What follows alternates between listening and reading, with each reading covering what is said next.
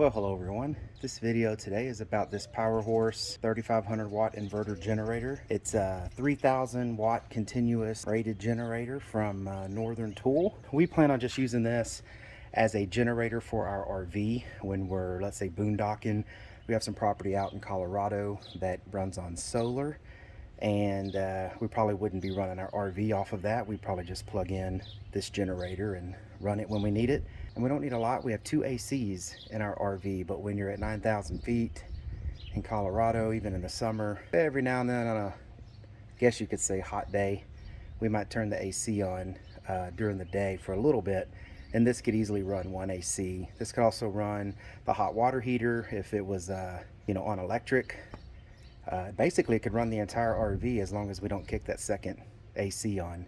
Now, it does have a high altitude kit, and I'm ordering the high altitude kit for this. So basically, it's just a jet in the carburetor that you put in so that it allows a higher air to gas ratio since there's not as much oxygen up high. But they have that kit, and I'm going to order that and put that in. I'm going to go ahead and crack this box open, pull this thing out, and get it started. I'm going to cut it open.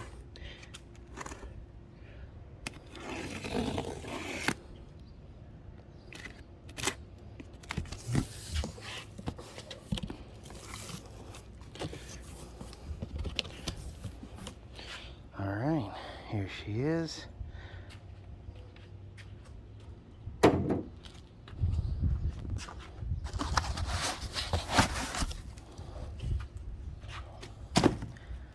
Looks like there's not much to do. Comes with what looks like a toolkit, a funnel to put the oil in, a manual. All right, I'm gonna put this here and we'll check that in a minute. What does this say? Caution, oil has been drained for shipping. Yep, so we need to put oil in it before we start it. And I hear these usually have dead batteries. So I'm gonna have to pull this thing out of here and look at it. I'll put it up on the tailgate so we can look at it better. All right, so here it is. And I was wondering why it felt a little heavy. And this generator is actually 100 pounds dry weight. So just think about that when you're looking at one of these, that they're about 100-pound generator. So, lugging it around, luckily they come with wheels so you can drag it around. And what I really like about this one is these 2 sturdy grab bars on it on the top. So I was able to lift it up on the truck pretty easy. It's kind of hard when it's in the box because it's just a big bulky square box. Think about that, that's all I'm saying. It's a 100-pound generator. That's just the disclaimer. But before we do anything with it, we have to put some oil in it. I bought some 10W30 full synthetic. It doesn't call for full synthetic, it just says 10W30. I'm gonna just put full synthetic in there. And there's a little spot on the side here where you do it. I recommend always read your manual, make sure you're doing proper startup. You never know what they ship these with. Usually they don't come with oil in them. There's other things you got to do. We got to pull the battery, do all that kind of stuff. So just make sure you read the manual and at least get it started properly. Now, I don't have any gasoline for this right now because I want to run ethanol-free gas in this. Luckily in this area, we've got some gas stations that are now carrying ethanol-free gas. And for these small engines like that, to just not have a headache, that's the best stuff to get. But I'm going to go ahead and get this thing prepped, get the oil in it, get everything ready to go, so that way when it is time to get gas, we'll crank it up. This was the little toolkit.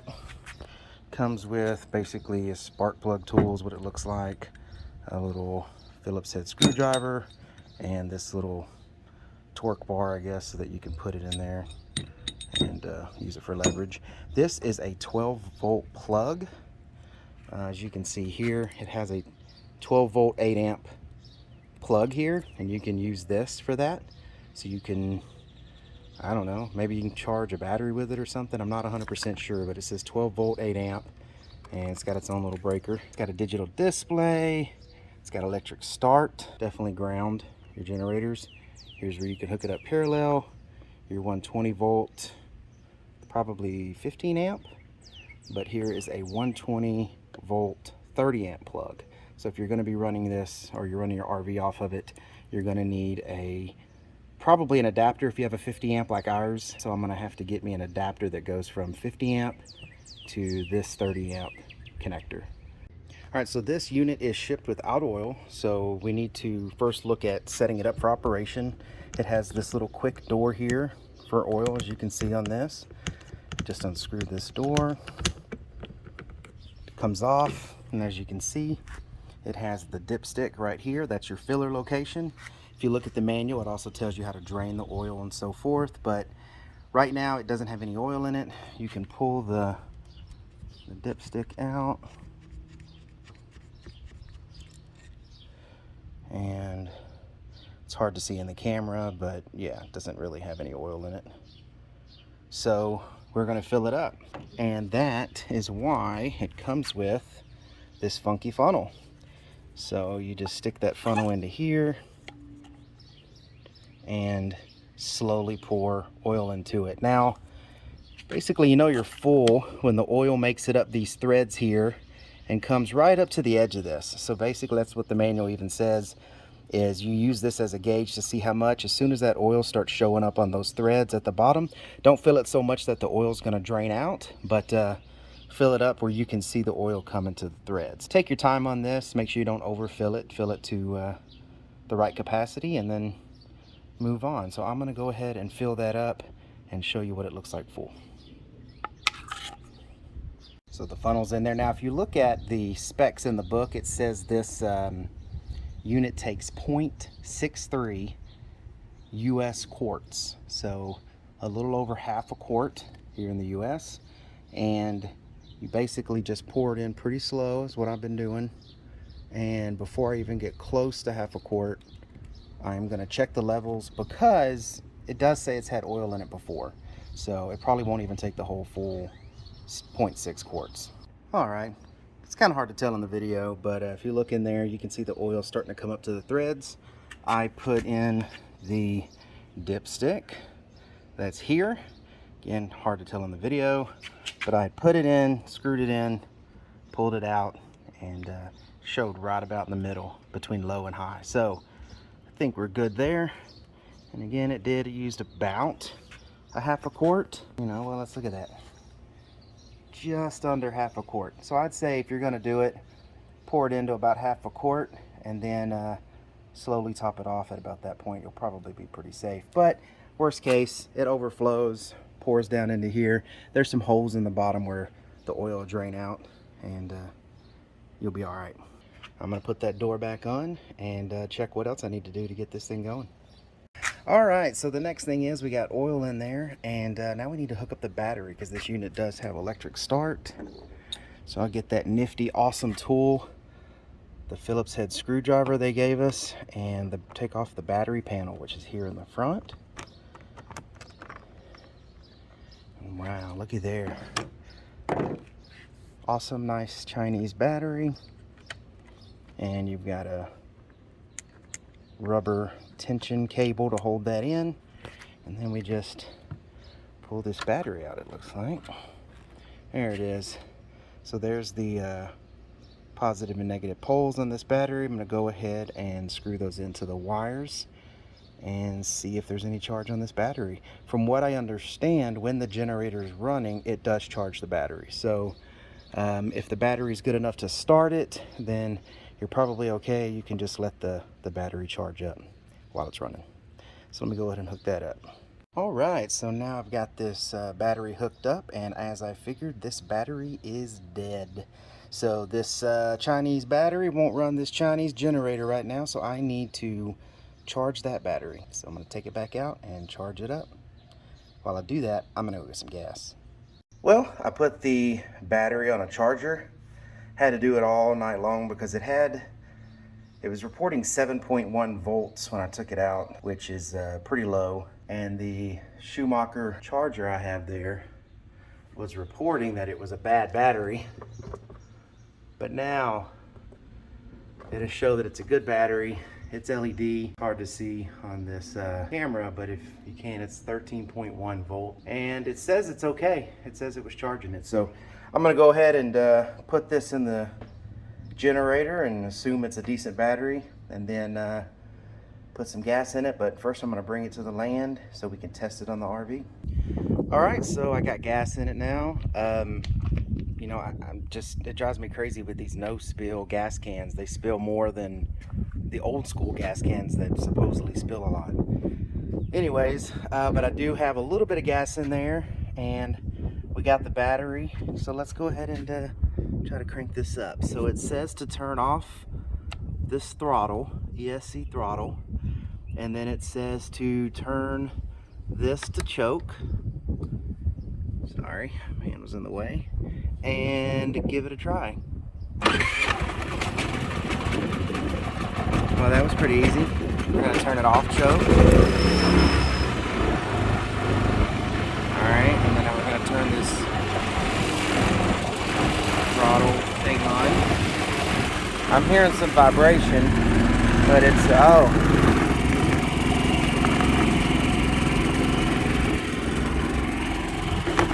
Don't need that. Those are my adapters I've picked up over time.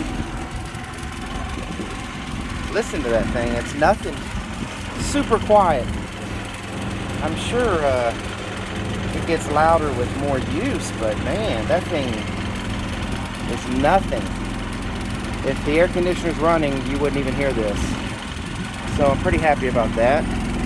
Exhaust is over here on this side.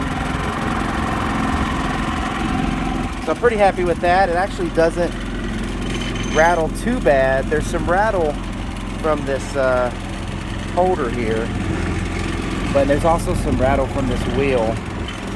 So I'll probably run it on the ground so you can hear how quiet it is, but it's pretty quiet. But this 30 amp outlet, I do not have an adapter for that, so I'm gonna have to order that. So right now the only thing I'm gonna be able to test is running the RV off of one of these regular 15 amp 120 volt outlets, which should be enough to run, you know, the basic stuff that we want to need, that we want to use, except for probably the AC, but who knows. So I'm going to go ahead and try to hook that up and see how well it runs. Alright, so I've got it hooked up to our surge protector, which takes, I think, 180 seconds before it kicks on. It does a delay and just checks the power. I got that hooked up to the regular 220 50 amp plug, which then converts to a 30 amp plug, which then converts to a 15 amp plug. So that's all I have right now. So we're going to see what I can run off of these 15 amp plugs. We have the refrigerator that we run that on electric, mainly because it sits out here at the property. That thing usually runs around 300 to 400 watts of electricity to keep that refrigerator running. So we should see that kick in and put a little bit of load on this. And then after that kicks on, I will turn on some lights, do some things in the RV, and see how much it's going to kick the RPMs of this up. Alright, it's hard to see here in this video, but it's pulling about 3 amps. Well, it says 2 amps there of electricity, and that's really not even enough. I mean, that's 2 times 120, so less than 300 watts of electricity. So it's not even really registering. This thing thinks it's still just chilling on idle.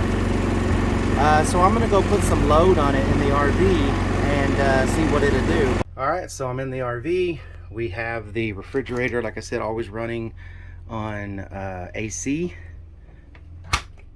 Still don't really hear much coming extra other than idle. We could kick this microwave on. Let's see, let's try to run that. There you go. This is, I believe, an 800 watt microwave. So that's running good. Hope there's nothing in there. Nope. Alrighty. So that kicks on. Let's try the AC. We have 2 AC units in this RV, but let's try just one. It should be able to handle it. Of course, I don't know if it, because it's on that 15 amp, but we're gonna see. All right, that's probably gonna be one of the loads for this RV. So let me open that up. Oh man, it's kicking on, it's going. Let me go check the generator. Alright, so like I said, there's a little bit of vibration because it's on this rack, but man, this thing is still very quiet.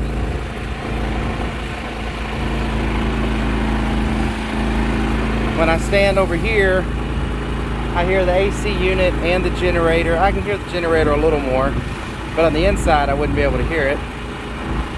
When I turned the AC unit on, I didn't hear the generator anymore. Let me check our...